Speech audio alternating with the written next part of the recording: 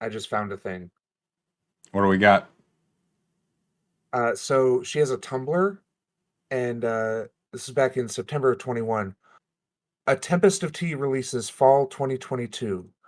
A new duology that I like to call King Arthur meets Peaky Blinders with vampires and a heist to save Girl Boss Arthur Casimir's tea room that doubles as an illegal blood house. Uh, all right.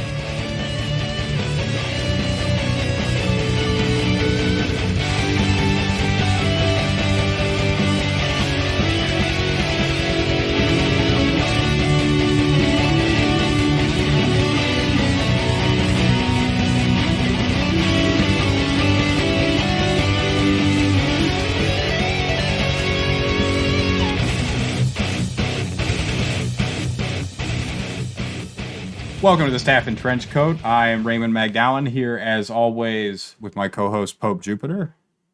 Hey, And today we are talking about A Tempest of Tea, the first book in the Blood and Tea duology by, I'm going to say it wrong, I'm sure, Hafsah Faizal.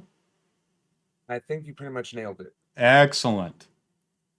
And this was my pick, and so you get the first stab at it. I generally enjoyed this book until the last bit. The plot with the vampires scooping them up and turning them into like suicidal super soldiers just kind of felt blah. The book definitely piqued my interest because it talked about white supremacy and colonialism explicitly in the beginning. Unfortunately, she forgot to continue talking about those things. So the rest of the book is basically a somewhat interesting heist with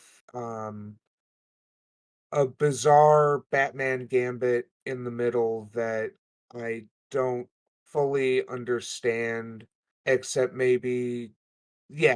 So, and then the ending just kind of pissed me off. So I listened to it on Audible like normal, and my version came with a an interview, which we've already talked about off screen or off mic, off whatever. And part of the reason why I listened to it was that I got to the end and I was just sitting here in shock, like, that is not how this fucking book ends. Yeah, I would say that I had a pretty similar experience.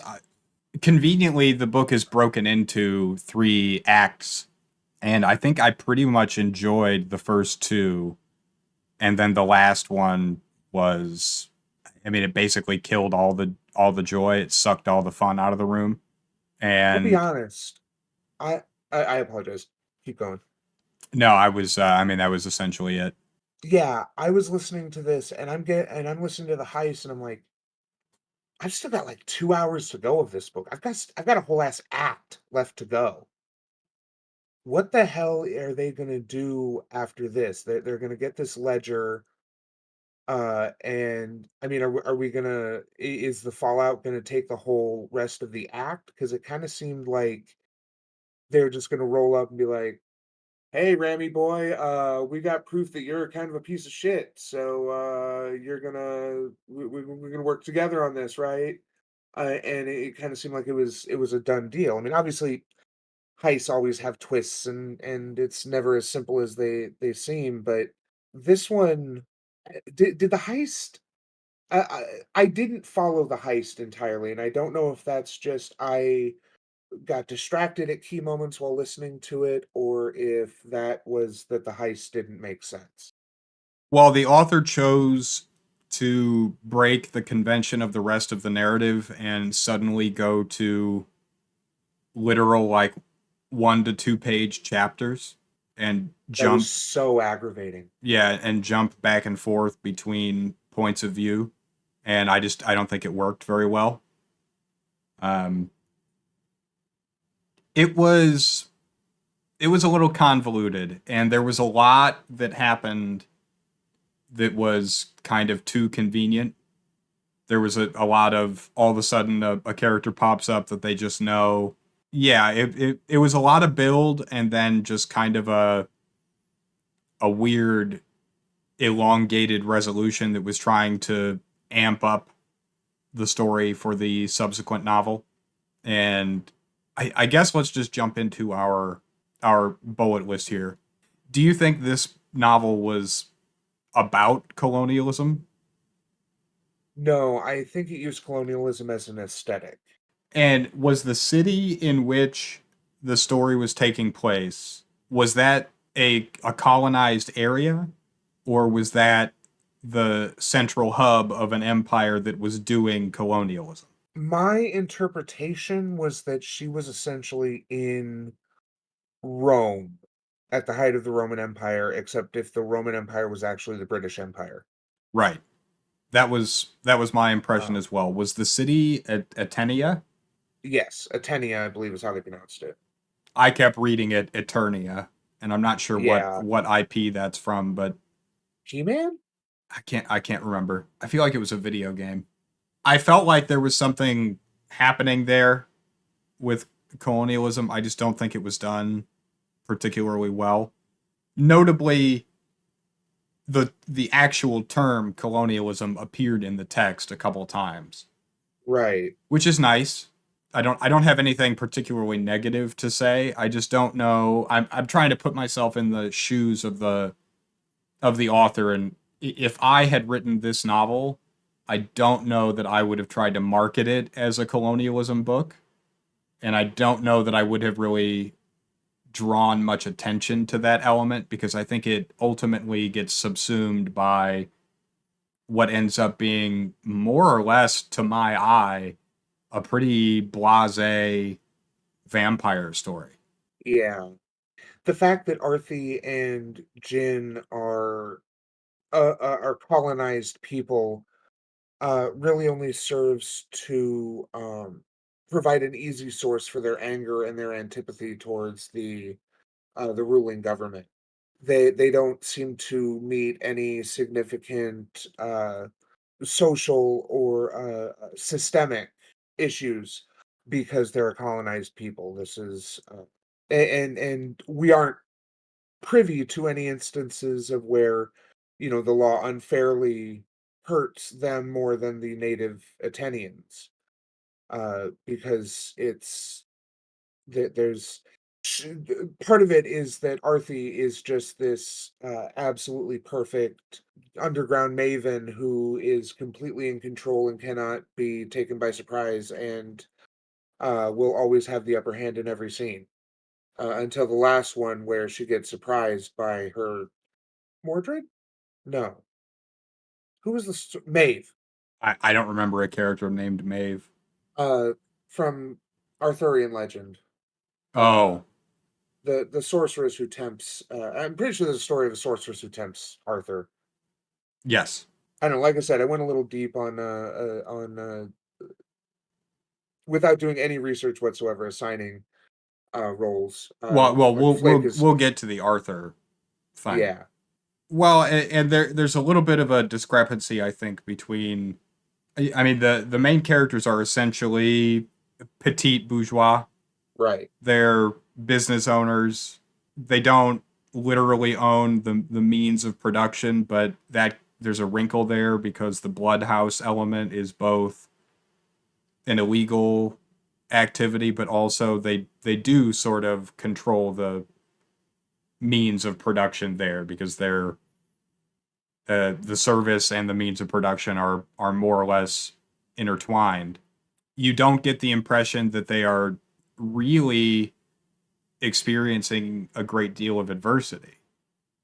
If anything, for the first chunk of the novel, the main character seems to be put in a position of real power. And I mean, she's going around and you know, as you mentioned in that blurb from the was it from Tumblr? Hmm. Very much kind of a gangster underboss type character.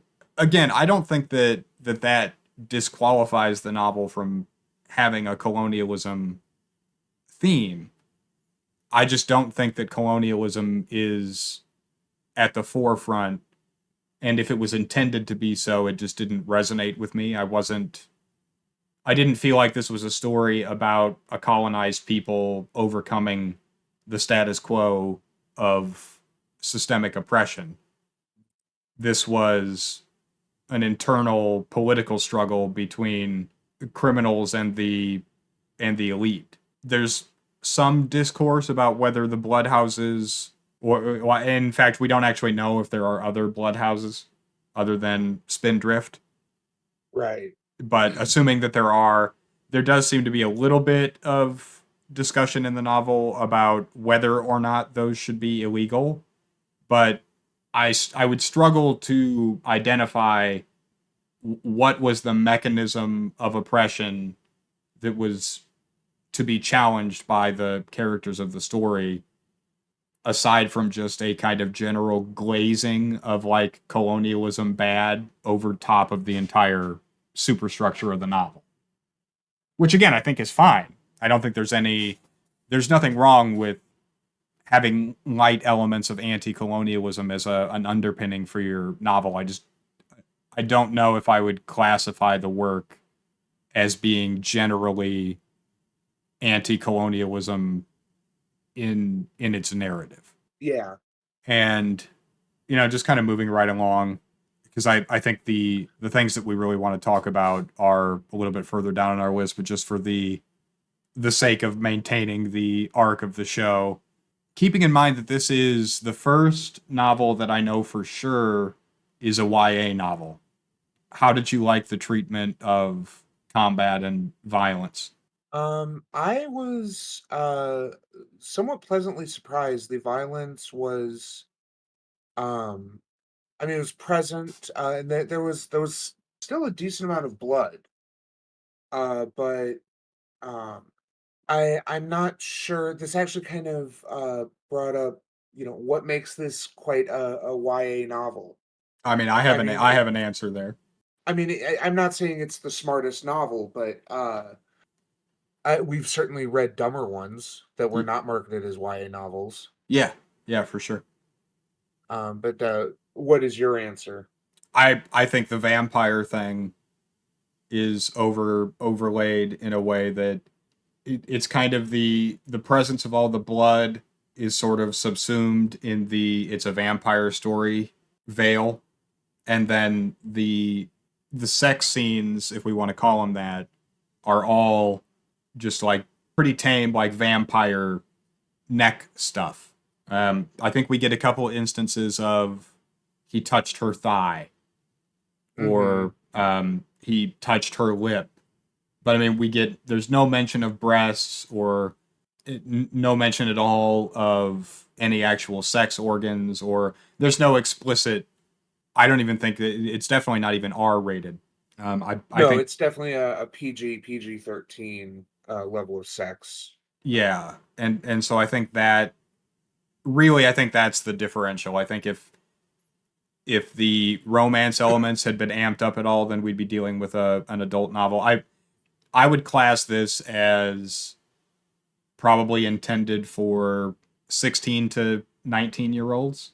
Yeah, this definitely struck me as something for people who have a little bit of maturity, but the market says they don't necessarily want books about with explicit sex or what have you. Particularly the scene between Arthie and was it Lath? Yeah, Lath. Again, I just don't even know if intercourse is even really implied. It sort of replaces traditional sexual attraction and lust with the vampire hunger. And it kind of seemed like foreplay to me. Like my impression of especially the scene there towards the end where she feeds on him. Like he like moved his hand towards her gun or whatever, and it was like there was like a metaphorical cold bucket of water, and she kind of was like, "Oh, that's what this is about. Yeah, get the fuck out." Right.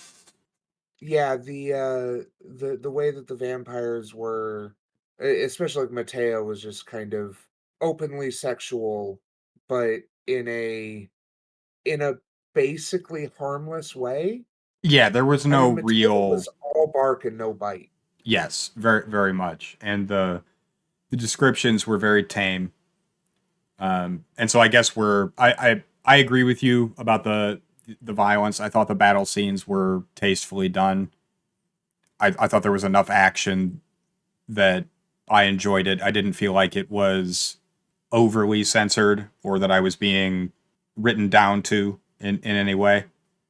Um, No. and so I guess we've already sort of moved into the sex gender does it fuck section of the discussion, and it does not fuck.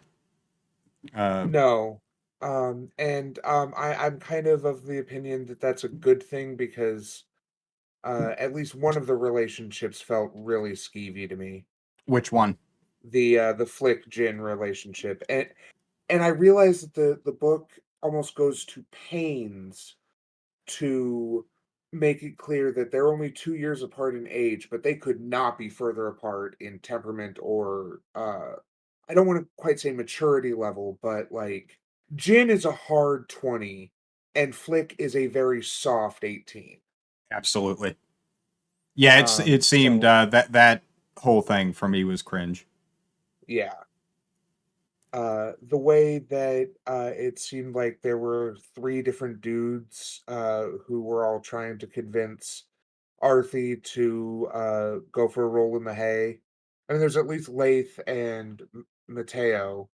I'm sure there were others who at least, indicated or drew her eye, but I don't know, it just seemed like, a little bit of the Bella Swan, like, "Oh, you wrote a female protagonist who every dude wants to bang. Cool." And yeah, and I feel like let's just go ahead and jump into the vampire thing. I It has been a very long time since I read what I would call a vampire story. Full disclosure, I never read Twilight. I did not see the films, so I am probably ignorant to some degree about it's not current anymore, but the last 15 20 years of cultural development in terms of the vampire story in the public consciousness. But um, I was never a fan.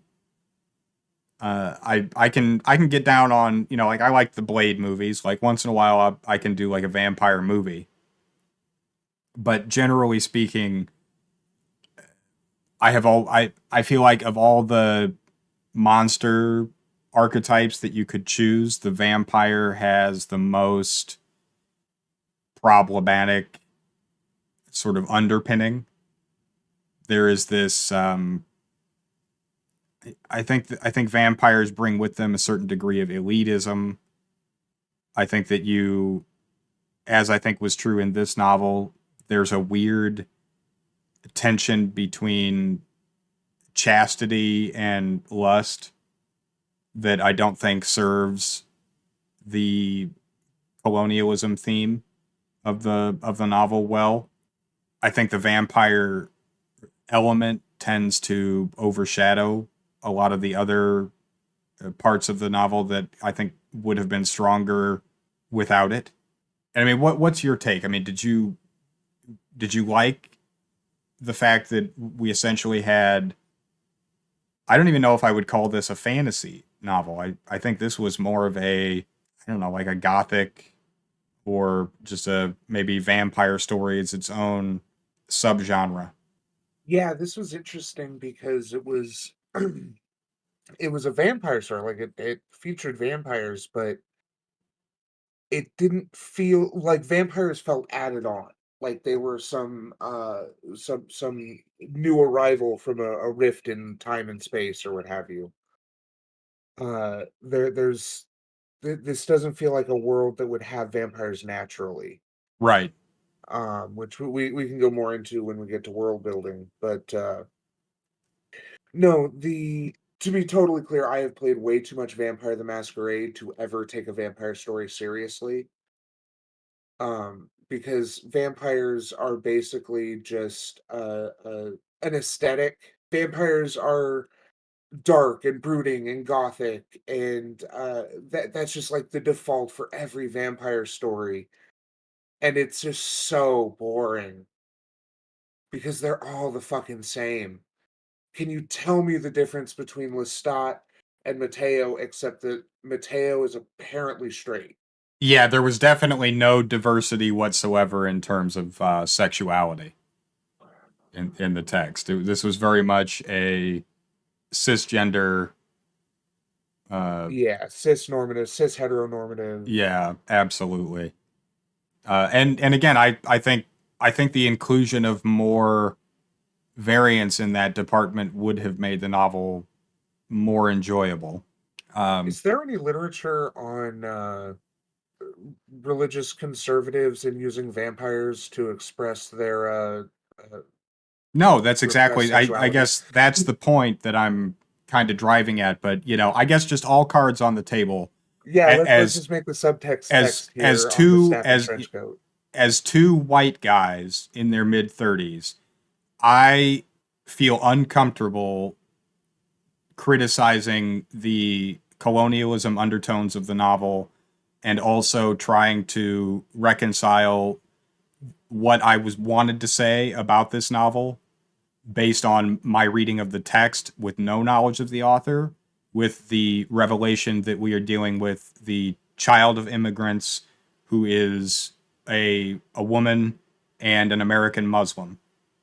And I have a lot of things that I could say, but I do not feel like I have the expertise or the depth of knowledge to be able to make a hardline critique and not fall into the trap of my blind spots overtaking my well intentioned criticism of the text.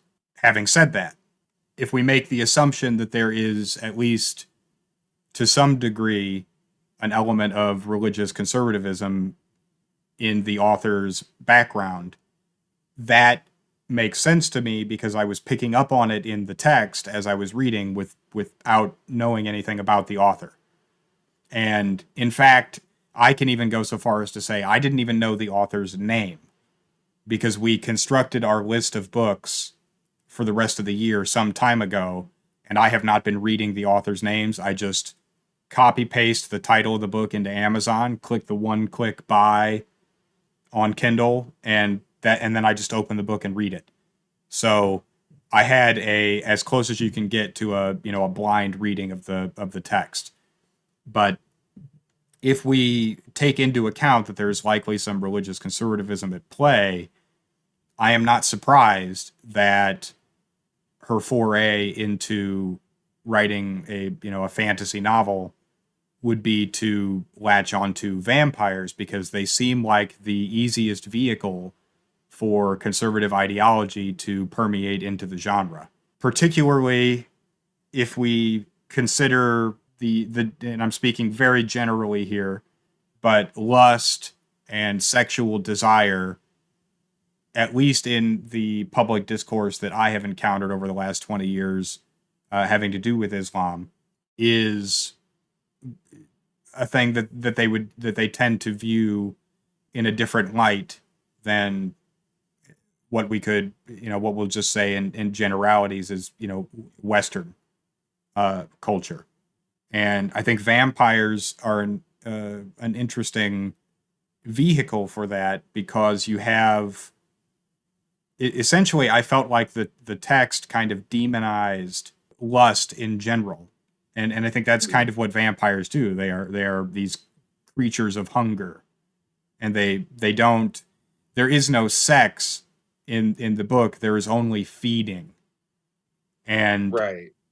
in every instance with the I think we get one scene where Flick and Jin I think they kiss. Yeah. Uh, and it I think in that case, because Jin was not a vampire till the end of the book, and Flick is not a vampire, and is she not? She's just a straight up white chick, right? I think, yeah, she has to be because her mother is the Ram. Right.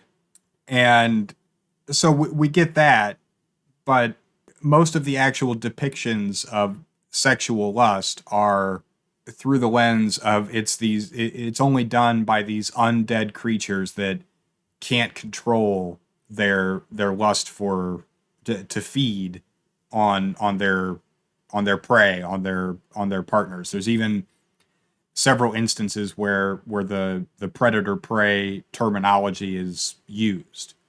I don't know if I'm not making a value judgment necessarily. I'm just pointing out that it makes sense to me that if I was a Christian fundamentalist or any variety of religious conservative and I wanted to write fantasy adjacent work, vampires are kind of the easy choice to write novels where you can invoke sexuality but not have to write it, and you can underhandedly comment on the nature of desire. And I feel like this kind of did all the things that I expect that Twilight does without having read it. Yeah, Um, and importantly, you can replicate the buildup and release of a sex scene without actually having sex, and right. also while depicting it as something bad and harmful. Yes, Um, and of course the only real, if we're going to call it a sex scene that we get, is ultimately a betrayal, and the the intentions of the male participant were wrong and evil, right. and he tempted her into and these words are even used in the text, like she forsakes her vow Yeah. and succumbs to her hunger and feeds on him and then is immediately overcome with shame. Ucky. Yeah. It was That ucky. It was was ucky. very blatant. It did me a gross. I didn't like it. Yeah. I yeah. It the novel is technically the technical writing is top notch. Very well done. Yes. I thought The there were a couple of banger lines. Arthie's I pay as much for my secrets as your empire paid for its conquests. Yep. And it's funny, Um, we were just talking about catchphrases the other day yes. because I started a new writing project, and you were it's kind of a cheesy type project, and you had said maybe I should have a catchphrase, and it's tea time is really good. Yeah. I dug that as a we're about to start the mission catchphrase. Yeah. There was a lot to enjoy in the first 50% of the novel for sure. And I think there was plenty, if not a lot, to enjoy in the first 75% of the novel. It Yeah. really was the resolution that I didn't care for. But This is like the original BioShock, where it's a perfect game if you assume that your character dies uh after meeting Andrew Ryan, and that's where the game ends. But if ab- you're a moron and keep playing like everyone did, then you actually discover that they don't know how to stick the landing and the rest of the game sucks.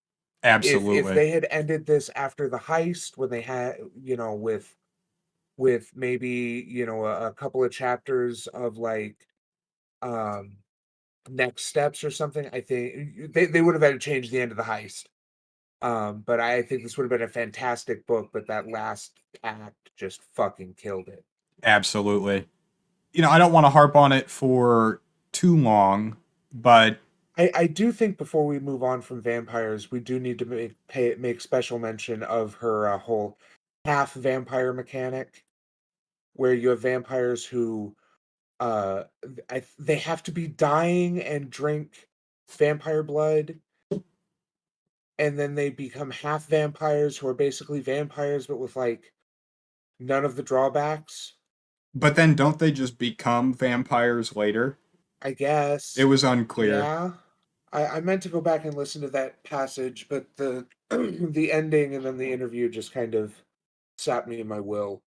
But I do think one thing could have improved the twist of Arthur being a vampire, which is moving that scene of Jin remembering his dad talking about how the coconut juice could stand in for water to the first act. Or stand in for blood. Yeah, I don't know. The coconut thing. Okay, I don't. I'm neutral on that. Yeah, Uh, I didn't like it either, but I think it would have been stronger and maybe would have worked better if it had been introduced earlier, because that both would have made it feel much less of an ass pull to explain how Arthie has lived 10 years without drinking blood, and also give us a mystery to be like, so why does she like drinking this so much if we know that it can stand in for blood? right. Well, I guess I take issue. You think that was a reveal? I thought it was clear from basically page one. Because of course, this is the I'm a badass. Believe me, female. I mean, weaving from the Tumblr thing, like it was a. Did she use the phrase "girl boss"? On the Tumblr thing, yes. Yeah. This was, I thought, the most obvious, of course, because of course she was a vampire, and of course she was the only character that had a magical weapon. There was no surprise there, as far as I was concerned. I wouldn't classify that as a reveal, unless what you mean is like it was revealed to other characters in the story. I Or did she get you? She kind of got She me. got you. I think. Well, that seems to be a thing that sometimes it goes one way, sometimes it goes the other. In this case, I guess Yeah. maybe I'm being too hardline on that. Maybe it was more trick is the wrong word, but it was a little bit more convoluted than I thought. Enough that the average reader would not have picked up on that. I guess for me, I do think this is one thing I kind of noticed somewhat with one of our last books, but with this book especially. It's difficult for me to focus on finishing an audiobook. And by that I mean I can absorb an audiobook if I'm doing something mindless at the same time, i.e. driving or um you know just manning the desk at work with not doing anything else waiting for a customer. I can absorb it that way. But if like it's my day off, but I need to finish this book, like I can't just sit there and listen to it. I can relate, and we've been doing these once a week for a fair clip now, and so there is a little bit it has moved a little bit closer to being like a 50-50 between enjoyment and work Yeah. to get through the books. Yeah, I mean I'm still enjoying doing this, but yeah, it has been a little bit. But I understand we're trying to get these done so that we've got them in the can for the rest of the year. Right. So that does cause gaps in my understanding. That especially since it's difficult for me to like go back to an earlier passage. Like if I wanted to go back to the part where they talk about half vampires, I'd basically just have to start at the beginning. And I think that was near the beginning of the chapter, but like I basically just have to re-listen from the beginning. Right. Yeah, and that I can see that being really annoying. Yeah, I didn't really have a point other than to kind of complain about the funny situation I find myself in trying to finish an audiobook when I don't have anything else I really need to do. I also I thought the vampire mechanics were a little bit weird in that it seemed like all of the negatives that you would normally associate with being a vampire, she kind of smoothed the edges out. So sunlight doesn't kill them. It it's just not good for them. I thought prolonged sunlight could, but yeah, it's not a burst into flame situation. And then wasn't the silver thing a little bit blunted as well? Like silver I didn't don't kill remember a them. discussion of silver at all, Well, so yeah, isn't that the mechanism they were using to make the vampires docile so they could ship them in crates and unleash them on the battlefield?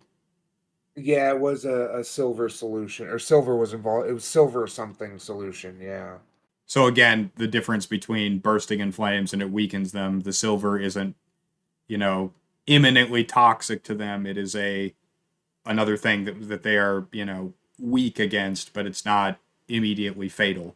And they don't have to, they don't have to get into the coffin. There's no mention of the crucifix or holy No. water or any of that. Mostly seemed like upside, with the only real mention of just a straight up drawback was they couldn't taste food. Fucking husband in the interview, they talked about how gin, the worst part of being a vampire for gin is that it can no longer taste pastries. And the husband was like, "Yeah, COVID vibes." Okay. All Yeah, right. just let that one hang. Yep. That's a thing that he said. Yeah. Uh, So anyway, I feel like, vampirism is COVID, people. yep, vampirism is COVID. I guess I'm realizing I'm just not. I don't like vampires. They're not.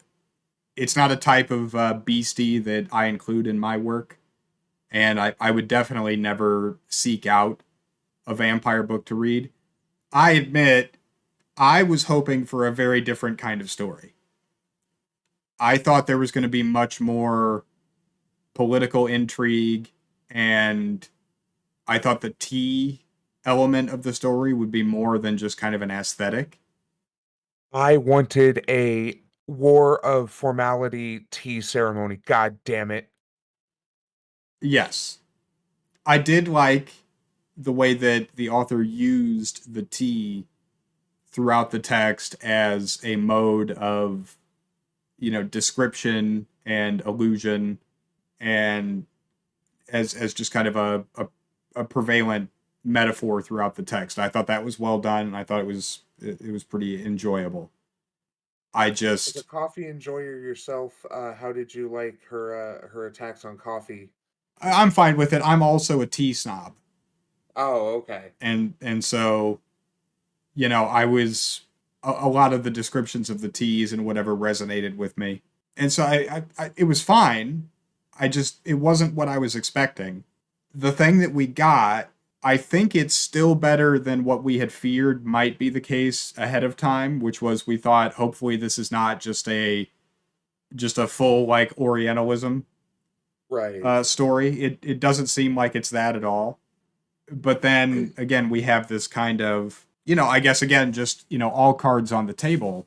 I've spent most of my life studying fantasy, and the religious thing has always been there. That's true of Tolkien, of C.S. Lewis, and the list goes on.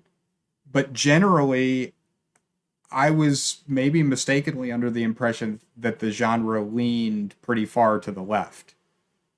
And quite a few of the books that we've read now for the podcast, I'm both during the reading and then as we're discussing the book afterward, I'm realizing that it seems like there's a lot more conservatism in the fantasy space than I was cognizant of. And I don't I like it. wonder how much of that is a recency bias, simply the fact that conservatism, uh, wealth tends towards conservatism. So if you have the money to write a fantasy novel and get a little bit of press behind it enough that we would hear about it and want to read it, because I mean, aside from like Brandon Sanderson and Well, Robert, he's also a fundamentalist. well, right, he's. But my point is that I'm not so sure that there certainly is an element of fantasy that calls to conservatives.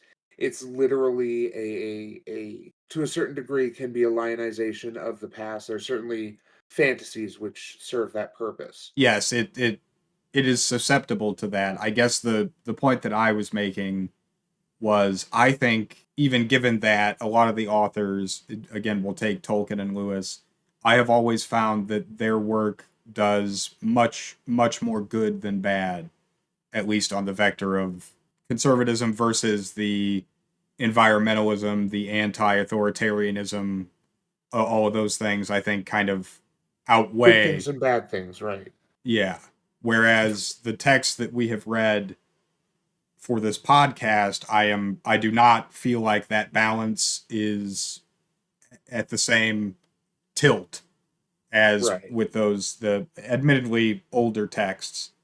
So yes, there is a recency bias for sure because we've been reading more recent texts, but Well, it my actual point is that wealthy people tend to be conservative, and wealthy people are also the people who tend to have the time to write these kind of books. I mean, that's obviously not 100% true, but it's just something that kind of a bit of a trend I've noticed in a lot of media spaces that the people with the money to do things that don't see immediate return often tend towards, at best, liberalism. Yeah, and I don't think I have anything more to say than that. It's just a trend that I have noticed with the books that we've been reading, and hopefully it's not something that's just kind of pervasive across the entire genre. But here we are. Yeah. Um, so, I mean, do you want to say a few words about the King Arthur element, or I guess let's combine the King Arthur thing with let's talk a little bit about the pistol. When it introduced Calibor, and that she had pulled it from a stone, I was like, okay. And I was literally listening to it while I was putting away parts the other day, and I was like, oh yeah, Arthie, who pulled a sword from a stone. God damn it. Then I went deep. So obviously Jin is Guinevere. Uh, even though they're siblings, their match is ill-fated. So Laith is the sorcerer who Laith is kind of ill-defined. Flick is actually Lancelot, which fits because she's so innocent and inexperienced. Yeah, I'm just not sure where the fuck she's going with it. Is Arthie gonna come back in the next book and lead become the next leader of Atenia and lead it to a new golden age of prosperity? I don't know. It does that make Penn the Merlin?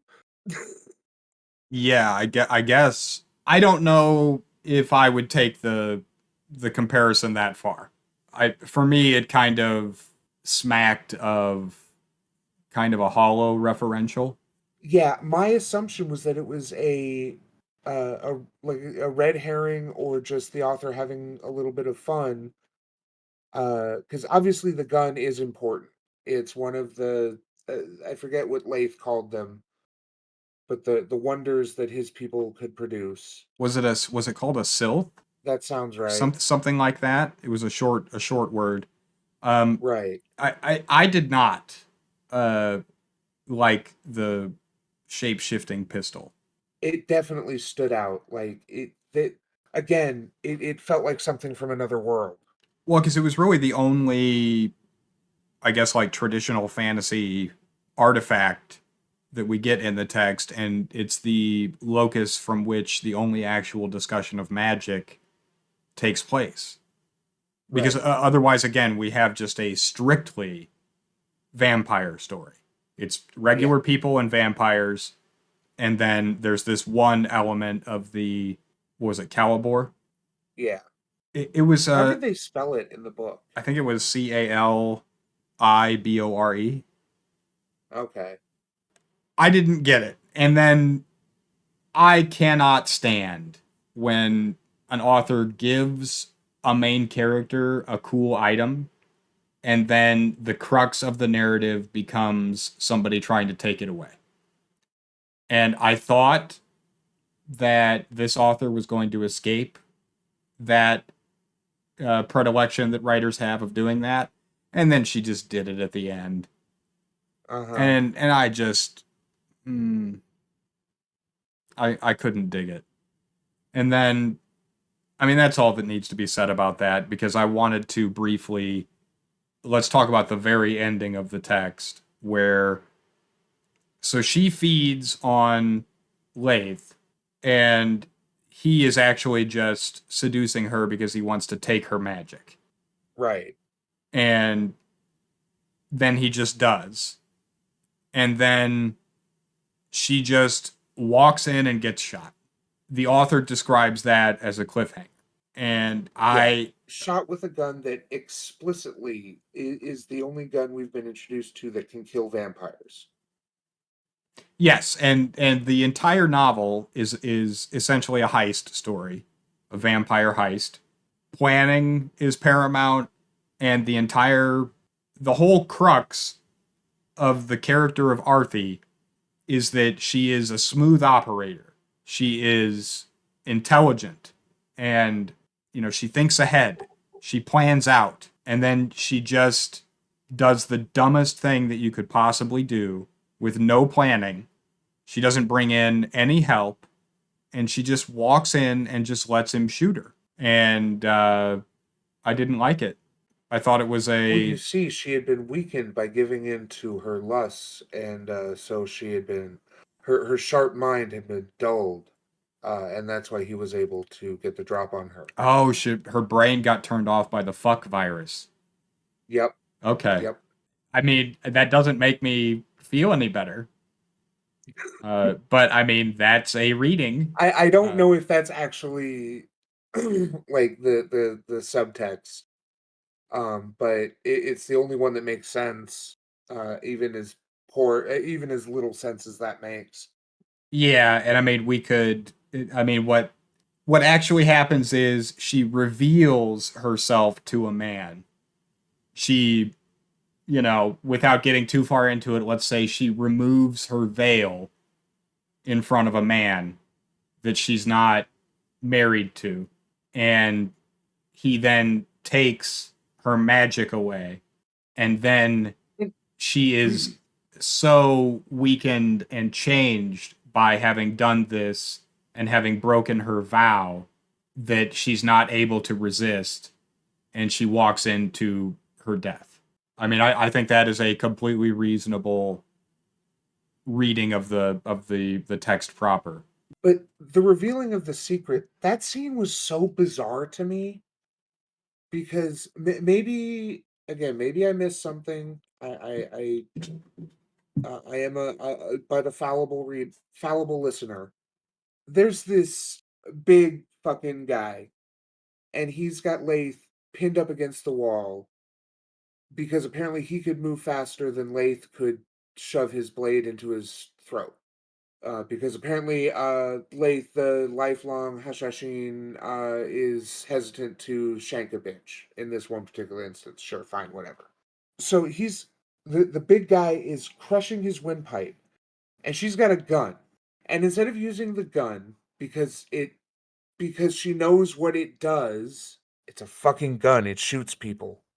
It hurts a lot. Yes, there was this weird. She doesn't want to use the gun because of its true power, but we don't really get any more information other than like it can kill vampires. Yeah. So instead of shooting him with her gun, she reveals to this person she already distrusts, this guy who's already trying to kill her, will kill her companion and would almost certainly move on to her, and potentially the vampire she just threatened, that her gun can change forms into whatever weapon she wants and uses that on the big guy. Yeah, that was a weird scene. It was a lot like the time that was being displayed was a little bit comical because there Yeah. was this high octane situation going on, and then the main character just stops and does like you remember from Super Mario Brothers 3 where at the end of the level there was just the box that was cycling through the power up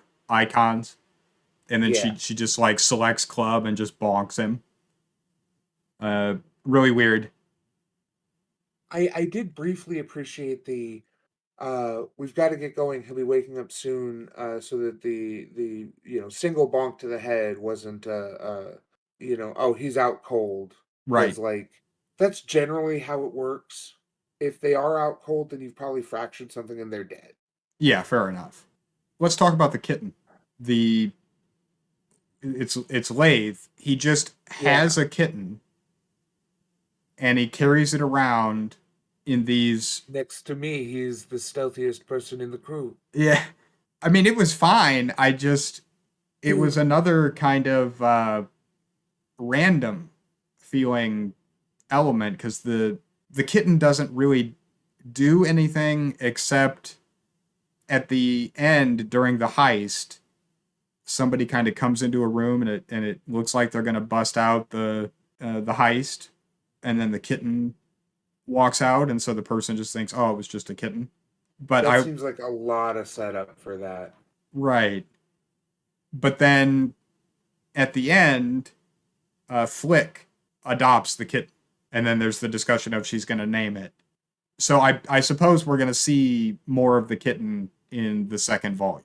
Uh, presumably. well, because obviously she's going to. I don't know if retcon is the right word, but the main character's not actually going to be dead, and so Lath is going to have her weapon. I assume we're going to be dealing with Ass pull is the word you're looking for. But no, ah. Lath got shot too. Oh, did they both pewed? Yeah, I thought that was Well, like but they shot each other at the exact same. she just had a regular gun, right? Though, so it wouldn't kill him.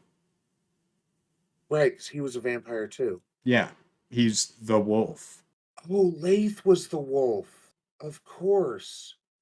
Yeah, I think it was. Okay. Isn't that what wasn't the last chapter? Just that it was the perspective of the wolf. Yeah, yeah. But I thought that was a third party that we hadn't been introduced to yet. Well, your I didn't surprise connect that has that was me Lath. second guessing myself now, but I thought that was what was being revealed.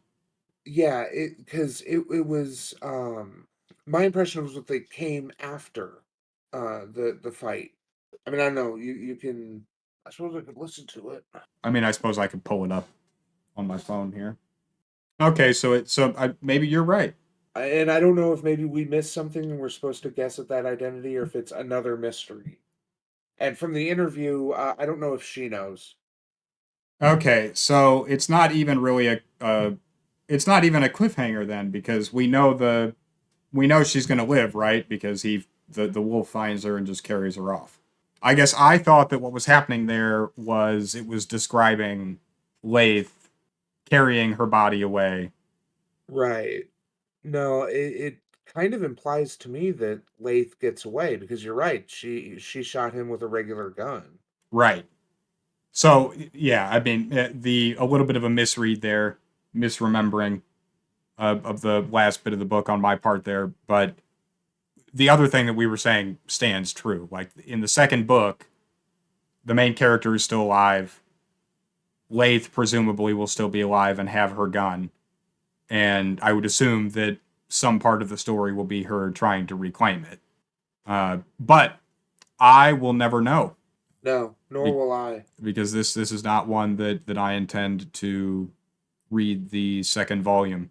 And so, with that, I guess better or worse than Knight Errant. Better. I agree.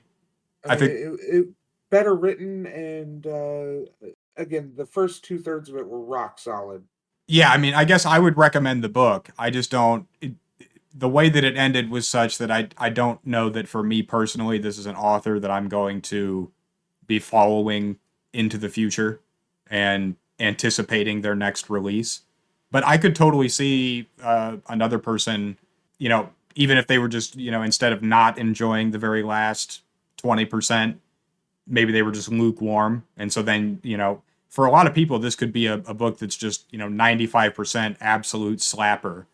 And okay, maybe the ending wasn't amazing, but I could totally see people really enjoying the series and looking forward to the next release. I think definitely this And is in there, the upper echelon of the stuff we've read for the podcast.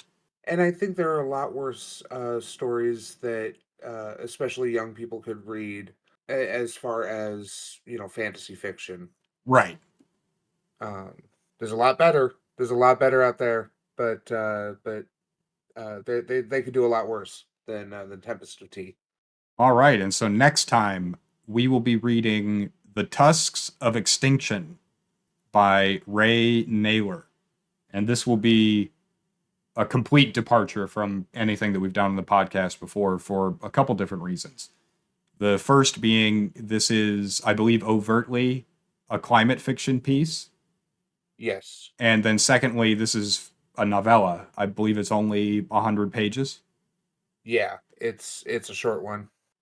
So very short outside of the genre that we typically do for the podcast, although I have done a lot of climate fiction in an academic setting, and so I'm excited to get to bring a little bit of that because I'm a big fan of climate fiction, so I'm excited to bring that to the podcast. And so, yeah, we will look forward to going over that one with you guys in the next episode, and we hope to see you then. Hey, thanks for listening. You can follow us on Twitter at Staff Trenchcoat. Look for us on Spotify, iTunes, YouTube, or wherever you get your podcasts. Feel free to shoot us an email at staffandtrenchcoat@gmail.com if you have a book recommendation, and we hope to see you in the next episode.